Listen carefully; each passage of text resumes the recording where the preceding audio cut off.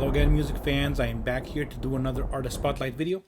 This time for a band that I've already done one for, which is Iron Maiden. Okay. However, ever since that first one, I've gotten some new albums, and also that first one had an omission, which every time I look at it, I cringe. That I forgot that album. But I'm going to set things right here with this version 2.0 of my Iron Maiden collection, which I have in these two box sets here, which I made from the Trooper Beer casings. Here I have the studio albums, and in this one I have the live albums. Here, these came with 3 Trooper Beers in cans, and also a glass. So this time I wrote them down, even though I am of course very familiar with the Iron Maiden catalog, but just to make extra sure. Let's get started. I'm just gonna take them out of the box set, so to speak. So let's get started with self-titled Iron Maiden, right here from the Paul Di'Anno era. Okay, these ones were the ones that had the enhanced CDs version of the remasters. In this case, this one has the Iron Maiden and Phantom of the Opera right there, taken from Live at the Rainbow. Next come Killers, also from those enhanced CDs. We go into the Bruce Dickinson era, which for me, this is really the beginning of Iron Maiden properly. Number of the Beast, absolutely classic album, and not just for Iron Maiden, just for heavy metal in general. Okay, and I do have this also on vinyl. This is my original vinyl from back in the 80s, Mexican pressing right here. It has back then they would translate the titles. I don't know if you can see it. Let's put it there.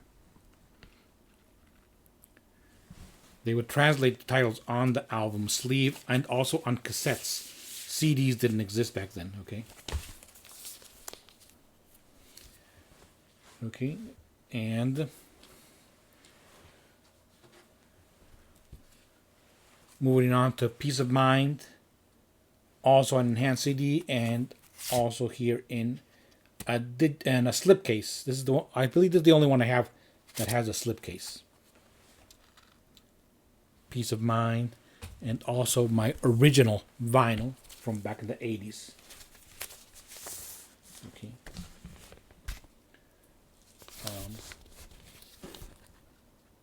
And in this one, curiously, the album songs are not translated, but it is the gatefold, with them at the dinner table, ready to feast on Eddie's brain.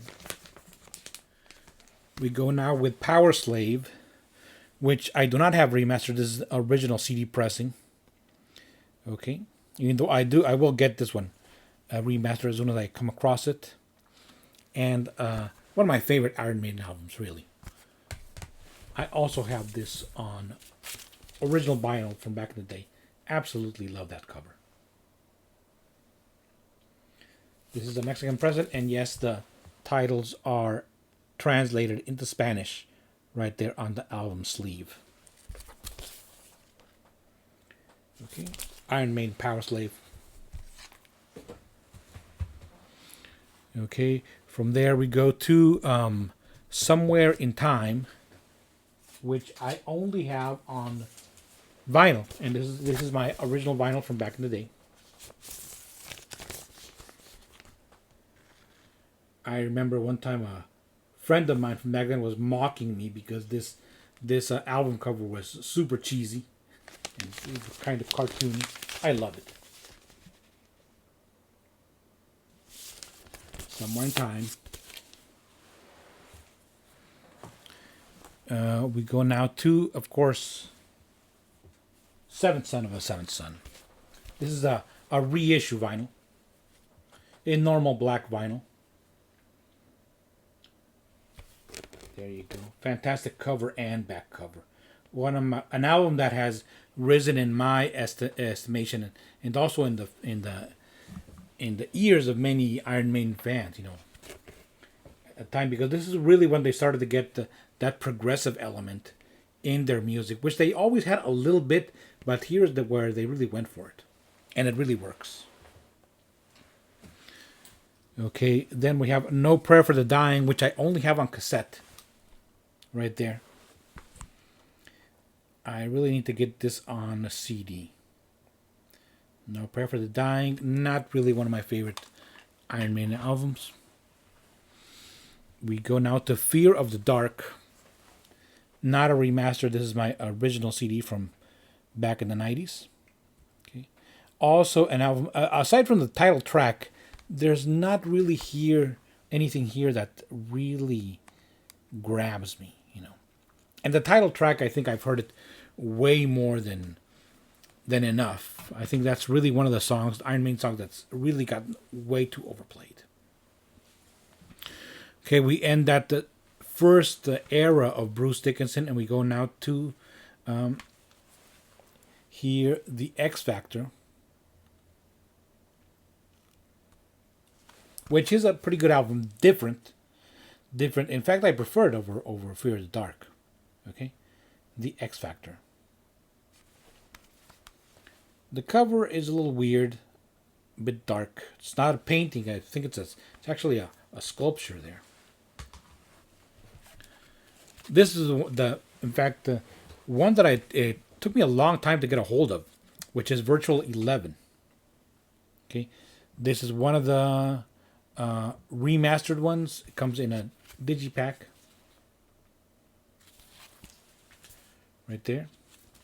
Blaze Bayley, of course, is the singer here and also in X Factor. And I do not hate this album. In fact, I think there's some interesting stuff in it. Of course, there is that repetitive nature of the lyrics, which plagues many a Iron Maiden song. But here it is especially grievous.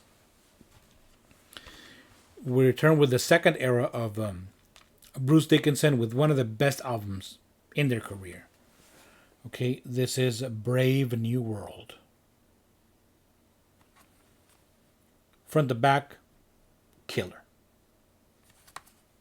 Brave New World.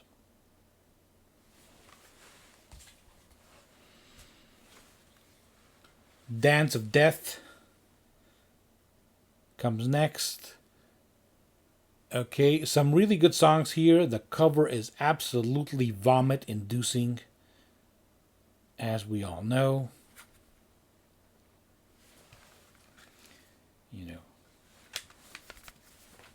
But there's some really great. I really have to get back to this album to listen to it more. Okay, now we go to a really good one. A Matter of Life and Death. Right there. Cover is a little busy and with very monochrome in the colors, but good. Okay, comes in a slipcase. This is a 2 CD set because the second one is a DVD with the making of Matter of Life and Death and the reincarnation of Benjamin Briggs video and studio performance from Different World. A Matter of Life and Death. Really good one, that one.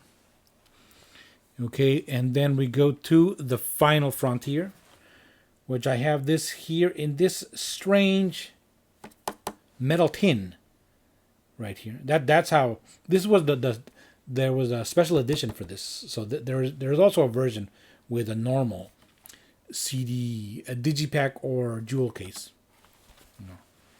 It opens up like this, and it has the booklet inside. And I believe the reason for this was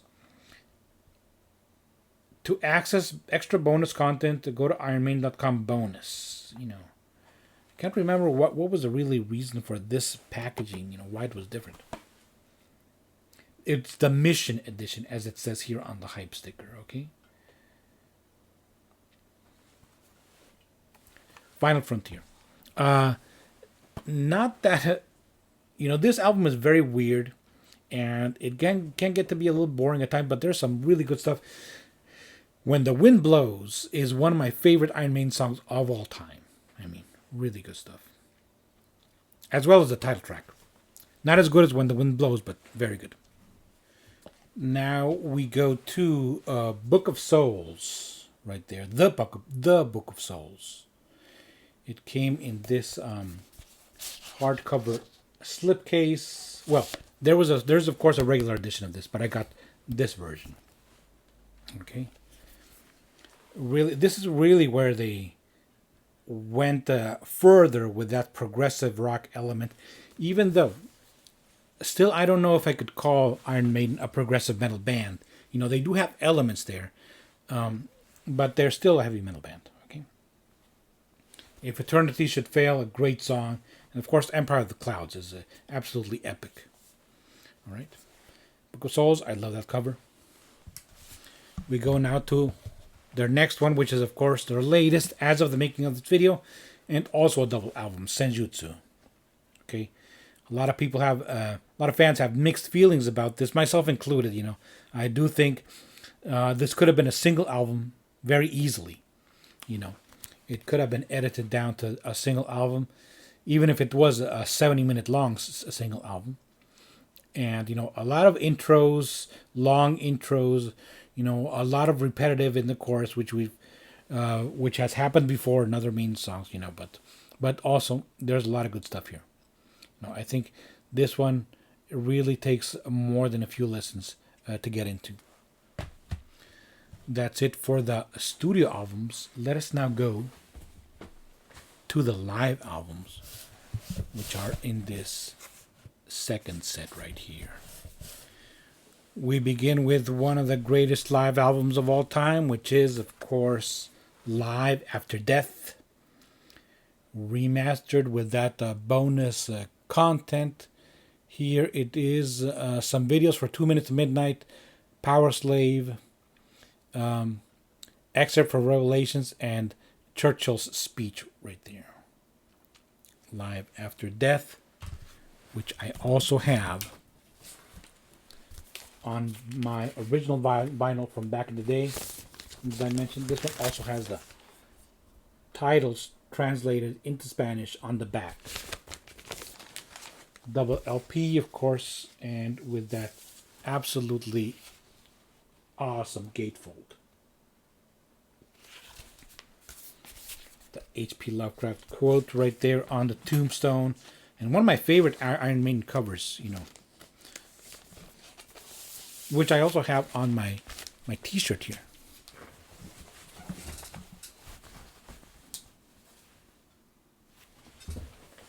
All right. After that, we had to wait several years, before the next one, which was a real live one and a real dead one. I have them in separate CDs, though I do know that these also come in a single package, with both of them. A real dead one has the classic tracks, Number of the Beast, Trooper, Sanctuary, etc. And a real live one has more modern stuff from that era. Be Quick or Be Dead, Wasting Love, Tail Gunner, Fear of the Dark, The Clairvoyant. There you go. A real live one and a real dead one. We now go to Rock in Rio. There you go. Great set from Brazil in Rio de Janeiro. And now Death on the Road. I believe this is from the Passion. Not the Dance of Death tour. The song Passchendaele is included here. Okay. As well as Lord of the Flies, which is from that Blaze Bayley era, which I think is cool. Of course, sung by Bruce. Then we go to Flight 666, the companion CD to the movie, right there. 2 CD set. As is also Rock in Rio 2 CD. Death on the Road also 2 CD set. Likewise, 2 CDs for En Vivo, Iron Maiden En Vivo from Chile, the South American country, right there. This is from the Final Frontier tour, as you can see by that skeletal Eddie on the cover. Then, after the Book of Souls came the Book of Souls live chapter, right here. Really good stuff. Great to hear those songs, some of those songs live. You know, If Eternity Should Fail, right there. As well as the classics, you know, Number of the Beasts, Fear of the Dark Trooper, POWERSLAVE. And as of the making of this video, the latest live album, which is the one with the longest title, you know, of all the Iron Maiden albums, which is Knights of the Dead, Legacy of the Beast, live in Mexico City. 2 CD set. Great stuff. I'm from Mexico, so this one is extra special for me. Okay. There he is in his charro outfit.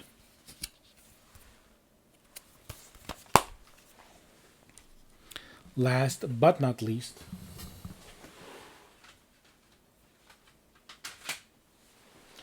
is Iron Maiden Mexico Madness right here. This is kind of a unofficial release, shall we say. This is a FM broadcast from 1992. Right there. Be Quick or Be Dead. Can I Play with Madness?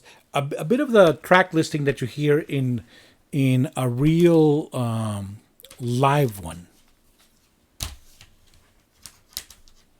Yes, a bit of that, because I believe these may have been the same tour. Don't quote me on that, but at least the same era, right there. Okay, Mexico Madness, of course. This is an FM broadcast from a concert in Mexico. I also have this one, which is Made in England '88.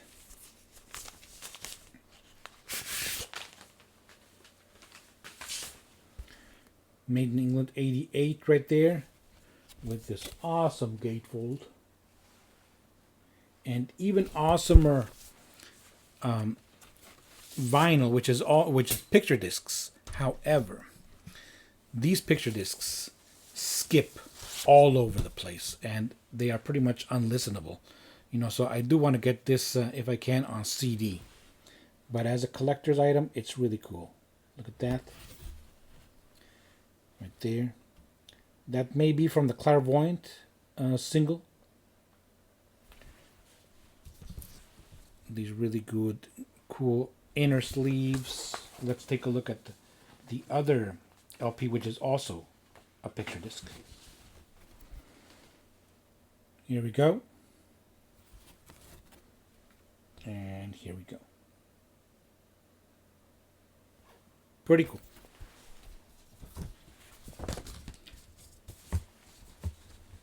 But like I said, I don't know if it's the fact that they're picture discs or maybe there was a manufacturing flaw right there, but this particular version of really skips a lot on my own turntable. Let's go now with the DVDs. First, one that is, of course, a classic and also like a historical document because it really captures an entire era. You know, that early 80s era of metal.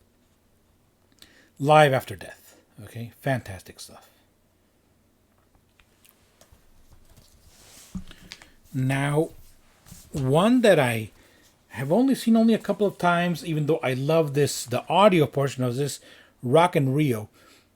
But the editing is just so, incredibly quick. The camera angles move, and there's changing the camera every split second. It really gives you a headache to watch this, So Rock in Rio, great show, but absolutely awful editing here. in general, for concert DVDs, I do not like that super fast editing. It's a little better here in Flight 666. Okay, this is a 2 DVD set.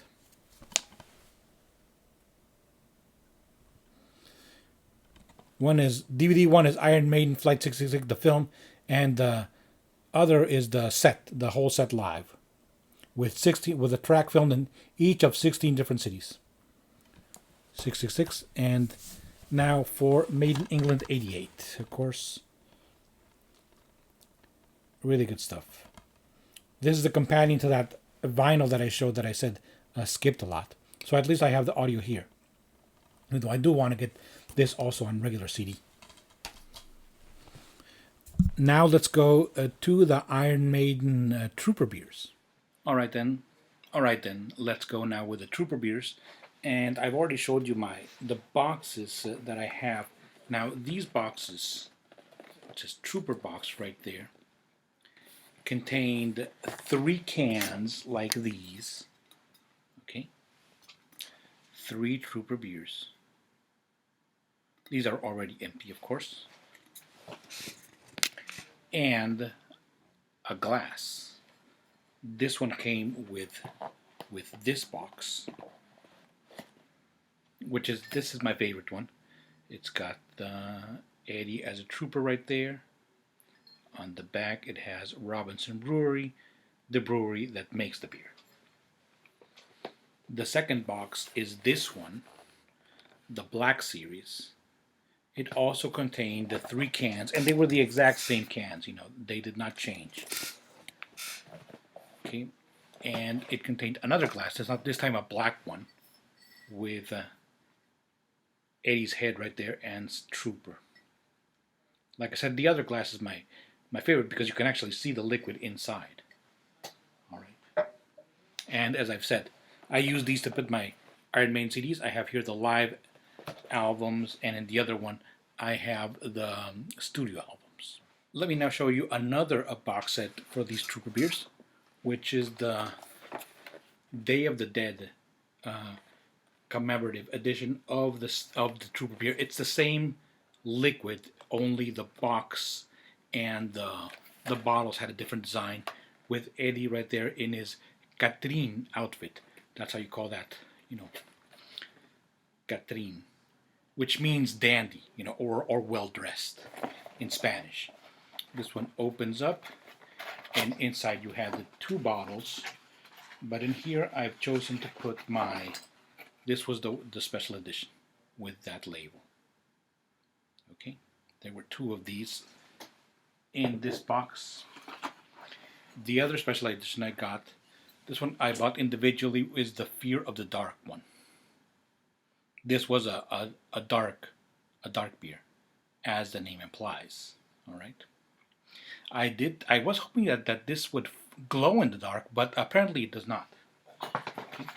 All right, it's taking me forever to edit this video. I'm actually recording this on a different day, hence the different shirt. But another item I have here is an autographed Iron Maiden Trooper beer, not autographed by Iron Maiden, unfortunately, but by the Iron Maidens, which are an all-female Iron Maiden tribute band. There was a meet and greet, and I went to the meet and greet, and I got this signed, and also band photograph signed, which I will show up next. This is the photo that I got autographed at the meet and greet with the Iron Maidens. On the left, you will see Anita Strauss. However, she was not in the band when they came to play to my city. Who was in the band was Nikki Stringfield. They all have feminine versions of the Iron Maiden member names. So it would be Davina Murray, real name Nikki Stringfield, right there, guitar. Next to her is Nikki McBrain, real name Linda McDonald, drums. Then Bruce Chickenson, real name Kirsten Rosenberg on vocals, and she was really good. And Stephanie Harris, real name Wanda Ortiz on bass, and I was pleasantly surprised that she spoke Spanish even. And finishing it off with Adriana Smith. Real name Courtney Cox on guitar. Yeah, Courtney Cox, just like the actress on Friends. The last item I'm going to show here is my Iron Maiden tour program from when I went to see them live in Phoenix, Arizona, back in, well, it was 2018 or so, quite some time ago. It was in the Somewhere Back in Time World Tour. And this was the program they had, and I also bought this Live After Death t-shirt at the venue. And the tour program opens up like this. Pictures of the band. And then, like this, it has a map right there with the tour cities, band shot, and Ed Force 1. And then finally, it opens up again to make a poster, a tour poster, which is pretty cool, based on the POWERSLAVE, motif, which is the mummy. Let me just get back as far as I can so we can put it all in there. I think there you go. All right. Pretty cool shot of Eddie.